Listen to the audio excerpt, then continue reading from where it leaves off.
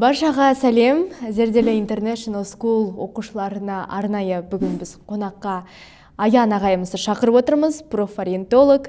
Биыл оқуға түсуге не керек, не нәрсені білу керек, қандай қателіктердің алдын алу керек деген сұрақтарға жауап береміз. Аян ағай, қош келдіңіз. Жалпы қандай өзгерістер бар, не жаңалық болып жатыр? Қайырлы күн. Менің жаңалықтарым оқушыларға және ата-аналарға маңызды деп ойлаймын. Бірнеше өзгерістер бар. Оның кейбір өзгерістер сіздерге ұнауы мүмкін, ұнамауы да мүмкін. Сол бойынша толық ақпарат беретін боламын. Сонда қандай жаңалықтар болып жатыр екен? Ең алғашқы жаңалықтардың бірі кеше ғана біздің президентіміз Қасым-Жомарт Кемелұлы және Қазақстан Республикасының жоғарғы білім және ғылым министрлігінің басшысы, яғни министр Саясат Нұрбек Америка Құрама Штаттарында болып келді. Және сол визиттен кейінгі мәлімдеме бойынша болашақта ОБТ өзгереді, бірақ ол 2026 жылы аяқтайтын түлектерге қатысы жоқ. Яғни қазіргі форматта қалай бар ОБТ, қазіргі жылғы 11 сыныптар солай тапсырады. Және осы ОБТ-ның өзгеруі кейін Қазақстан Республикасының аттестаты, яғни білім беру дипломы басқа елдерде мойындалады деп күтілуде. Яғни басқа да халықаралық емтихандарды ғана тапсырып қана қоймай, ОБТ-ның жақсы балымен шетелге түсуге болады деген сөз. Ол өте жақсы ғой, негізі. Бірақ 140 балл енді болмайды, иә, сонда? Қазіргі формат мүлде өзгереді. Ол туралы нақты ақпарат шықпады, детальдары, бірақ тест емес, көбінесе ашық сұрақтар, ашық жауаптар болады деп күтілуде. Бұл енді тек қана бір шаблонна дайындалу емес, тест жаттау емес, көбіне сыни ойлау, аналитикалық жағынан, логика. Бұл менің ойымша білімнің сапасына өте жақсы әсер етеді. Мен де дәл солай ойлаймын, өйткені ОБТ-ны тек қана Қазақстанда ғана қолдану оның мүмкіндіктерін шектейді. Сондықтан басқа елдерде мойындалса, бұл біз үшін өте керемет жаңалық болар еді. Жалпы 11 сыныптар үшін ол осы қалай айтсақ екен, 11 сыныпқа келіп ояна бастайды ғой.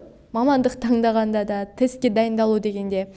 Сіз енді өзіңіз профориентолог ретінде не айтасыз? 11 сыныпқа келіп мамандық таңдау, немесе осыған дейін таңдап келіп жатқан мамандығын ауыстыра салу деген сияқты проблемалар бар да. Қазір енді ОБТ да өзгеріп жатса, жалпы оны қалай реттеу керек бұл жүйені? Осындай кейстер бізде әр жыл сайын болып тұрады. Яғни 11 сыныпқа келгенде мамандық таңдау және 11 сыныпқа келгенде таңдаған мамандығын өзгерту бойынша бірнеше мәселелер бар. Мысалы, мамандық таңдау бойынша 11 сыныпқа келіп таңдау деген өте кеш болатын процесс, яғни көп нәрседен кешіп қалады. Ерте профориентация бар біздің мектептерде де, басқа мектептерде де, яғни 7 сыныптан бастап баланың қызығушылықтарын оятып, оларға жалпы мамандықтар туралы ақпарат беріп, 9 сыныптан кейін жоғары сыныпқа көшетін кезде мамандық емес, ең алдымен оның бағытын таңдап алу, яғни гуманитарлық бағыт, техникалық бағыт, немесе шығармашылық бағыт деген сияқты. Сол бағытты таңдағаннан кейін 11 сыныпта мамандық таңдау жеңілдірек болады. Және 11 сыныпқа келіп мамандықты ауыстырып жатқан оқушылар, оларға не әсер етуі мүмкін? Оларға ата-ананың ойы әсер етуі мүмкін, әртүрлі жаңалықтар әсер етуі мүмкін. Сонымен қатар гранттың болу-болмауы да әсер етуі мүмкін. Яғни грант өте аз бөлініп жатса, яғни мен ақылы түрде оқи алмауым мүмкін деп, грант көп бөлінетін және төмен балмен түсуге болатын мамандықтарға ауыстырып жатады. Ол өте негізі кең тараған проблема деп ойлаймыз, өйткені көп жағдайда сол көп бөлінген гранттарға түсіп жатады, не болмаса бір сыртқы факторлардың әсерімен оқушылар өз таңдауын жасамайды.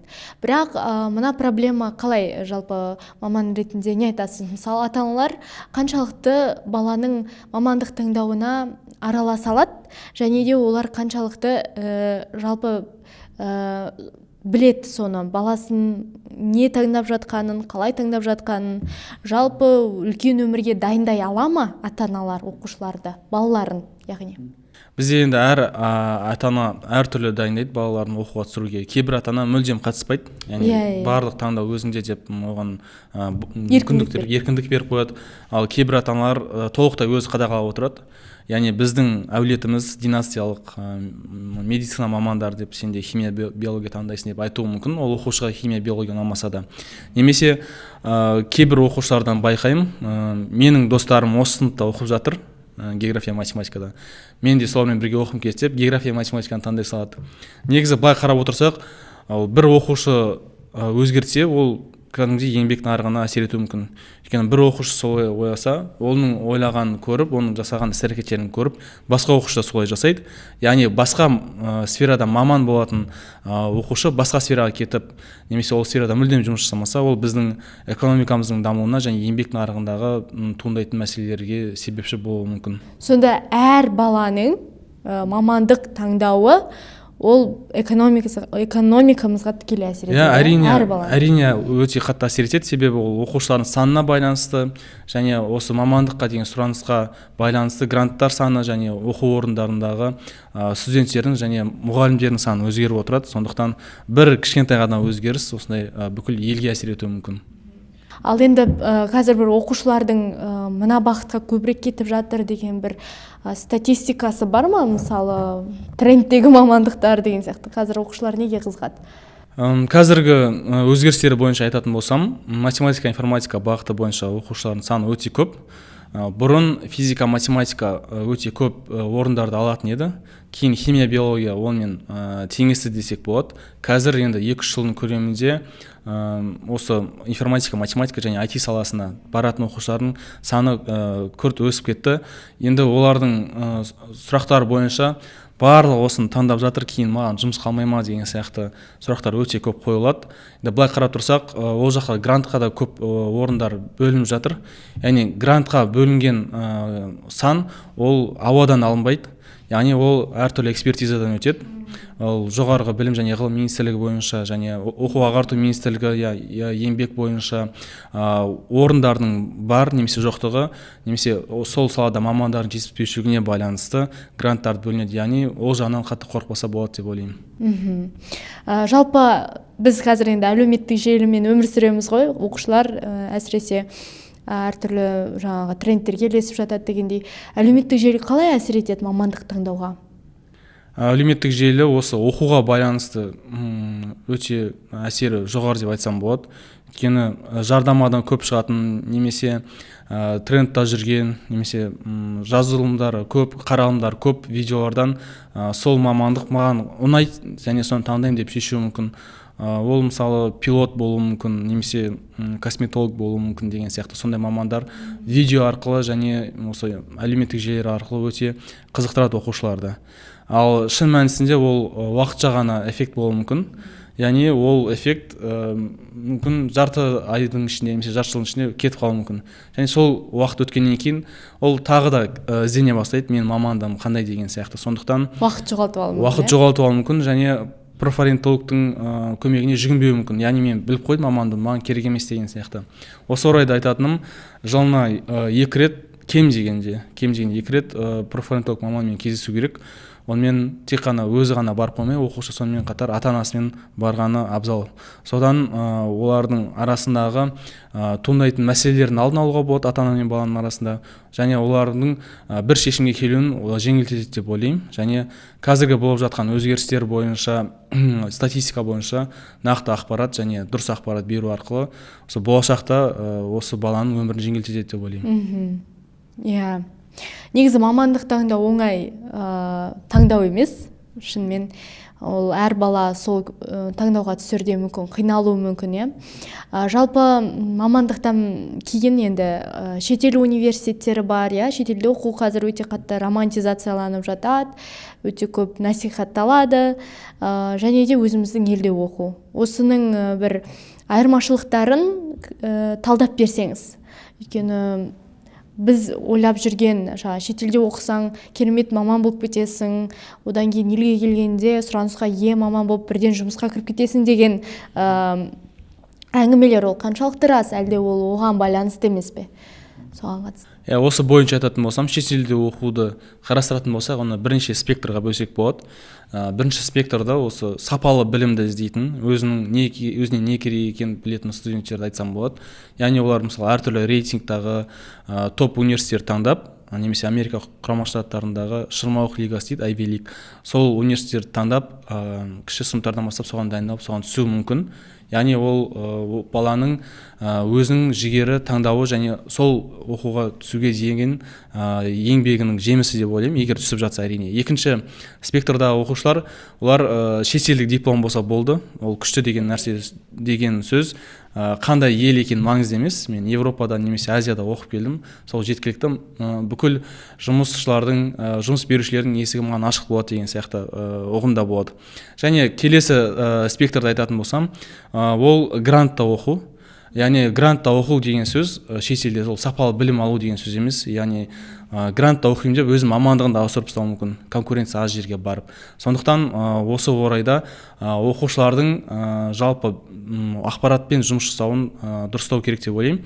Өйткені ақпаратты дұрыс білмей жатып, мысалы өзіне керек емес мамандықты оқуы мүмкін, немесе кейбір мамандықтар бар, өте аз бөлінеді және ерекше мамандықтар. Соны айтатын болсам, мысалы заң, яғни қай елдің заңын оқиды, негізі сол бойынша жұмыс жасау керек деп ойлаймын өзім.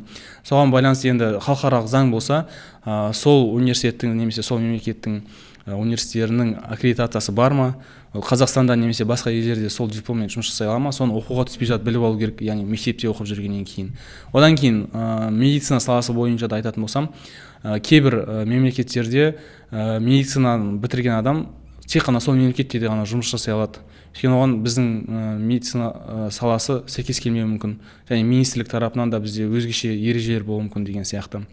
Және осы медицинаға да осы грантта оқимын десе, оқушы негізі 3-4 ғана мүмкіндік бар, 3-4 елдері ғана. Сондықтан ол бойынша да алдын ала ақпарат алып алу керек, сол университет бітірген түлектермен сөйлесу керек, және дипломдардың аккредитациясы және мойындалуы бойынша ақпараттар толық жинау керек деп ойлаймын. Бәрібірде профориентологтың кеңесі, бағыт бағдар беруі міндетті түрде қажет болады. Егер профориентолог болмай жатса, сол университетті бітірген түлектерден сұраса болады. Оқып жатқан емес, оқып жатырған студенттің кейсі бөлек, ал түлеп шыққан түлектің енді ол жұмыс жасап жатуы мүмкін, немесе магистратурада, докторантурада оқып жатуы мүмкін. Солардың тәжірибесі бойынша кеңестерді алу керек. Әйтеуір шетел болды деп түсе беруге болмайды, қызығып. Оның бәрі сапалы бола бермейді. Жақсы. Енді осы Қазақстанда өзіміздің елімізде оқудың артықшылықтары мен шетелде оқудың артықшылықтары не болмаса салыстырмалы түрде айта аламыз ба? Енді жалпы түрде айтатын болсам, біздің университеттердің рейтингі жыл сайын өсіп жатыр. Бұл біз үшін өте жақсы жаңалық. Сонымен қатар енді соңғы жылдардағы тенденция бойынша айтатын болсам, бізде шетелдік университеттердің кампустары көптеп ашылуда. Кампустардан бөлек қос дипломдық бағдарламалар ашылды. Сол кампустарға тоқтала кетсем, мысалы алдыңғы жылы Кавентри университеті ашылды осы Астанада. Одан кейін осы жылы Кардиф университеті ашылды. Яғни осы британиялық білімді біз Қазақстанда ала аламыз. Яғни одан шетел асып, мұхит асып бару керек емес. Бұл біз үшін өте жақсы мүмкіндік деп ойлаймын. Және оқу бағасындағы айырмашылық бойынша да бізге оқушыларымызға және Қазақстанның контингентіне арнайылап ашылған университеттер, және ол жақта қазір гранттар да болып жатыр, грантқа да түсуге болады деген сияқты. Сонымен қатар ол кейін шетелге магистратураға немесе докторантураға түсетін болса, әрине жергілікті университеттерге қарағанда жоғары бағалануы мүмкін. Яғни ол шетелдік диплом ретінде есептелінеді. Және біздің нарық үшін және туризм, сонымен қатар экономика саласы үшін де өте жақсы тенденция. Себебі біздің көршілес мемлекеттер, сонымен қатар басқа да Орта Азияда мемлекеттер осы университеттерді оқу үшін Қазақстанды таңдап, Қазақстан осы Орта Азияның университеттерінің центріне айналуы мүмкін. Яғни қазір Назарбаев университетінде де шетелдік университеттер көп, медицинада да оқитын шетелдік университеттер көп. Сондықтан енді басқа Европа деңгейіне жетуі мүмкін. Енді біраз уақытта осылай жұмыс атқарыла берсе. Жақсы университетте оқу ол жақсы өмірдің кепілі деген ұғым жалпы қаншалықты рас? Әлде ол университетке байланысты емес па? Қалай ойлайсыз? Мысалы, шетелде мен күшті университетті бітірдім, мен күшті жерде жұмыс істеймін, менің өмірім жақсы болып кетеді деп ойлаймыз ғой енді біз. Сол жағынан енді қалай ойлайсыз? Өте көп ата-аналар және студенттер осылай ойлайды. Негізі бұл 100% кепілдік бермейді ешқандай оқу орны. Егер мен дипломды алсаң, сен осындай маман боласың, сен миллионер боласың деген сияқты. Сондықтан осы орайда бірнеше нәрсені дұрыстап түсініп алу керек. Соның біріншісі, ол университеттердің тізімін жасаған кезде олардың еңбекке тұру пайызын көру керек. Яғни сол жұмысқа тұру пайызы 90%-дан жоғары болса, ол өте жақсы деген сөз. Бұл неліктен маңызды? Өйткені кейбір университеттер оқуды аяқтамай жатып студенттерге кеңес беру мүмкін. сен осындай жерге бара аласың. Біздің университет пен осы компанияның арасында немесе осы зауыт немесе фабрикамен біздің меморандумымыз бар, тікелей осы жерге бара аласың деген сияқты өздерінің келісімшарттары болса, ол әрине жеңілдетеді. Бірақ кейбір кейстарға көз жүгіртетін болсам, мысалы Ivy League'ді бітірген, мен кем дегенде 3 адамды білемін, өзінің мамандығы бойынша жұмыс жасамайтын және өзінің армандаған жұмысында жасамайтын. Яғни ол оқу орнына түсетін кезде мен осындай маман болғым келеді деп түскен еді. Ол әрине сол оқу орнын аяқтап шықты өте керемет бағамен, бірақ қазір мүлдем басқа салада жұмыс жасайды. Яғни ол өз-өзіне қанағаттанбауы мүмкін. Мен негізі осындай топ 100-ге кіретін университетті бітірген едім, қазір басқа жұмыс жасап жатырмын деген сияқты. Сондай-ақ осы мектептердің университеттермен кездесуінде толықтай ақпарат сұрап алса болады. Яғни біздің мектепте де өте көп шетелдік университеттер кездесуге келеді оқушылармен. Сол кезде оқушылардың сұрақтарына байланысты олар қай жерде жұмыс жасап жатыр, немесе қандай атақты түлектер бар сіздің университетіңізде деген сұрақтарды қояды оқушылар. Сол кезде университеттердің өкілдері жауап беруіне байланысты өзінің тізімін жасай берсе болады. Мен бірінші осындай университетке тапсырамын, екінші осындай университетке тапсырамын деген сияқты. Бірақ әрине ол топ 10-ға кірдің, топ 10-дағы университетте оқып жатсың, ол кейін сен бірден миллиардер болып кетесің, немесе өте күшті маман, немесе күшті жұмысқа тұрып кетесің деген сөз емес. Яғни университет ешқандай кепілдік бермейді. Және осы орайда айта кеткім келіп тұр, біздің мектебімізге шетелдік университеттер өте көп келеді ғой өкілдері. Сол шетелдік университеттер өкілдері келген кезде міндетті түрде қатысып, сұрақтарыңызды қойып алу өте маңызды. Ал ол көрсеткішті өкілдерден тыс қалай білуге болады? Сайттарында бола ма, қалай білсек болады ол? Жұмысқа тұру көрсеткіші. Негізі өкілдердің барлығы білет, қанша пайыз екенін, және қанша пайызы магистратураға түскенінде оларда ақпарат бар. Егер де ондай ақпарат болмаса, немесе біз білмейтін болсақ, біз алдын ала оларға хат жолдаймыз. Біздің мектепке келетін кезде осындай біздің оқушылардың сұрақтары бар. Осы арнайы сұрақтарға сіз арнайлап дайындалып келсеңіз деген сияқты. Мен осы оқушыларға жіберем хабарландыру. Бірден осында университет, мысалы, бір аптадан келеді деген сияқты. Бір аптадан осы оқушылар жазылып, одан кейін сұрақтарын маған жазып жібереді. Осындай нәрсені білгім келеді осы университеттен, немесе мен сайтынан таппадым деген сияқты ақпараттарды айтады. Кейін сол сұрақтарды мен өкілдеріне қоям, және өкілдері сол оқушыларға жауап береді. Ал олар ол шын ақпарат береді ғой, яғни ешқандай бір бұрмалаусыз өсірмей деген секілді. Енді ондай өзгерту болып жатса, немесе заң бұзушылық болып жатса, ол олардың тікелей аккредитациясына әсер етеді. Абыройына әсер етеді, репутациясына әсер етеді. Сондықтан олар шын ақпарат береді деп ойлаймын. Өйткені қандай университет болмасын, өзінің орналасқан мемлекетіндегі министрлікке осындай ақпараттар беріп отырады, осындай пайыз болды деп. Жақсы, түсінікті. Біз енді қайтадан мамандық таңдау тақырыбына оралсақ, мамандық таңдаумен грант ұтып алу, стипендия таңдау деген сияқты оқушылардың басын қатты қатыратын мәселе ғой бұл. Бұл жағынан жалпы өзіңіз қандай кеңес бересіз? Ертерек қимылдап, қателіктің алдын алу үшін. Енді мен ойымша әр қайсымыздың кем дегенде бір танысымыз бар. Мамандықты грантқа бола өзгерткен, және грантты оқу үшін мүлдем басқа саланы таңдап кеткен, және басқа салада жұмыс жасап жатқан мамандарды әрқайсыңыз білесіздер деп ойлаймын. Сондықтан осындай нәрселердің алдын алу үшін бізде осы профориентациялық жұмыстардың дамуы тікелей маңызды. Енді қазір кейбір мектептерде бірінші сыныптан бастап профориентациялық жұмыстар енгізіледі. Яғни бастауыш сыныпта қандай жұмыстар жүргізілуі мүмкін? Жалпы профориентацияға кіріспе, мамандықтар әлеміне кіріспе деген сияқты. Жалпы инженер немен айналысады, тамақ пісіруші қай жерлерде жұмыс жасай алады деген сияқты. Сондай келесі кезеңге өтетін болсақ, орта мектепте ол кезде енді балаларды диагностикадан өткізу, немесе тесттарды алу, адаптацияланған, немесе жас ерекшелігіне байланысты психологпен кездестіру деген сияқты. Яғни психолог пен профориентатордың жұмысы тікелей байланысты. Яғни профориентаторға келмей жатып психологқа жүгінсе, біз сол психологтан сұрай аламыз, қандай сұрақ сұрады, оның нәтижесі қандай деген сияқты. Сондай-ақ осы жоғары сыныпқа көшетін кезде біз әртүрлі кәсіпорындарға алып бара аламыз, компанияларға алып барамыз, университеттерге экскурсия жасау арқылы баланың қызығушылығын арттыруға болады, және өзінде жасырынып тұрған қызығушылықтар ашылуы мүмкін. ондай қызығушылықтар мамандармен кездескен кезде де ашылуы мүмкін. Яғни біз тек қана бару емес, мамандарды шақыра аламыз мектепке. Маманмен кездесу арқылы маман өзінің тәжірибесі бойынша, өзінің оқыған оқу жолы бойынша кеңестерді береді. Және мүмкін кейбір мамандар қандай жалақы алатынын да айтуы мүмкін. Солай да оқушыға қызығушылық немесе өте маңызды ақпарат беруі мүмкін. Сондықтан осындай күрделі жүйе профориентациялық тікелей маңызды. Және әр жыл сайын біз оқушылардан алынып отыратын тест немесе диагностикалардың нәтижесін қарап отыруымыз мүмкін. Және себебі жарты жыл сайын, бір жыл сайын оқушылардың бағыт ауысуы мүмкін. Және сол бағыт ауысқаны туралы ата-анасына ақпарат беріп, немесе қандай сұраныстары бар, сол сұраныстар бойынша жұмыс жасау керек. Жақсы, рахмет көп. Бізде жалпы айтып өткіміз келеді. Профориентациялық жұмыс ол кәдімгі жүйелі түрде жасалынатын жұмыс. Ол бір ғана жылдың емес, бірнеше жылдың жұмысы. Сонымен қатар бір ғана адамның емес, ол стейкхолдерлар өте көп ол жерде. Ол ата-анадан бастап пән мұғалімдеріне дейін және директорларына дейін бәріне қатысу керек. Жаңа айтып отырғанымызда, енді бастауыш сыныптарда профориентатор әр сыныпта аралап жүруге уақыт болмауы мүмкін. Сондықтан сынып жетекшісі қосымша ақпарат бере алады.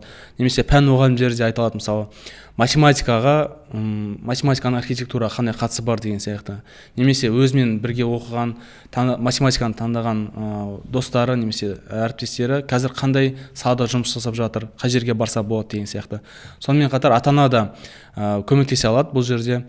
Бізде енді бағдарламалар бар, ата-ананың жұмысына бір күн өткізу. Яғни ата-ананың жұмысына барып, бір күн сол атмосфераны сезіне алады оқушы, жалпы не істейтінін. Және болашақ өмірге тікелей дайындық деп те ойлаймын. Яғни 11 сынып болса, шамамен 5-6 жылдан кейін өмірім осылай өтуі мүмкін, немесе жұмыс деген осындай екен деген сияқты өзінде осындай көріністер пайда болады. Сондықтан бұл жерде бәріміз қатысуымыз керек, ата-анадан бастап мектеп әкімшілігі барлығы. Яғни Зерделі халықаралық мектебінде бұл жұмыстардың барлығы жүргізіледі. Әрине. Жүйелі түрде жүргізіледі. Жалпы біздің айтқымыз келгені осы. Профориентациялық жұмыс ол бірнеше жылды көптеген адамның қатысуымен болатын жұмыс. Сондықтан міндетті түрде бұған бей-жай қарамай, сол жұмысты ертерек бастауларыңызды біз насихаттаймыз. Оқушыларға айтарым, сұрақ болса, немесе мәселелер болып жатса, бірден осы профориентацияға жүгіну керек. Ол егер мектептің профориентаторы болмаса да, бізде жекеменшік профориентаторлар бар, немесе әртүрлі компаниялар бар көмектесетін. Сол арқылы өзінің мазалап жүрген сұрақтарына жауап алу керек. Неғұрлым ерте бастасаңыз, осы мамандық және оқуға түсу бойынша жұмыстарда неғұрлым сол процесстердің болуын жеңілдетеді. Сондықтан сіздерге басты кеңесім ерте сыныптан бастай беру керек барлық жұмысты. Жақсы, Аян ағай, сізге көп рахмет. Басқа да жаңалықтар болса міндетті түрде әлі де хабарлап отырамыз. Келіп бізге осылай жаңалықтарыңызбен ақыл кеңестеріңізді бөлісіп келе беріңіз. Рахмет, біздің осындай дұрыс жолды таңдаған саналы, зерек оқушыларымыз көп болсын. Рахмет.